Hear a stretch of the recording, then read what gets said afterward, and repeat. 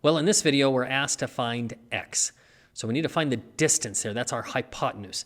And I look at this one, and I'm going to use my trig ratios, right? Looks like I have the adjacent side. I know the measurement of the angle. I have the adjacent side, but I don't know the hypotenuse. So if I've got adjacent and hypotenuse, those are the ones I'm looking at, that's going to be cosine. Cosine, remember, is the adjacent divided by hypotenuse.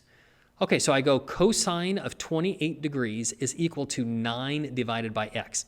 And this gets just a little bit crazy because we're dividing by x, and I got to find out what x equals. Well, don't panic. All we need to do to get this x out of the bottom is just multiply both sides by x, and that'll raise it up from the bottom. I multiply both sides by x, and I end up with x times the cosine of 28 is equal to 9. Okay, so now all I have to do is get x all by itself, so I have to divide both sides by the cosine of 28. So when I divide both sides by the cosine of 28, I get 9 divided by cosine of 28, and that's my x. In this case, it's 10.2. Let me show you how to do that on the calculator. Okay, let's bring my calculator in right here.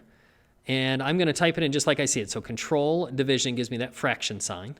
And then I'm going to go 9 divided by cosine. And your cosine button is right here with your trig. Trig, and we're going to go cosine 28. There you go. I hit enter, and it gives me the exact answer. And you're like, okay, thank you.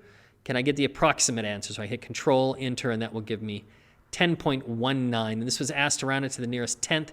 So that should have been 10.2.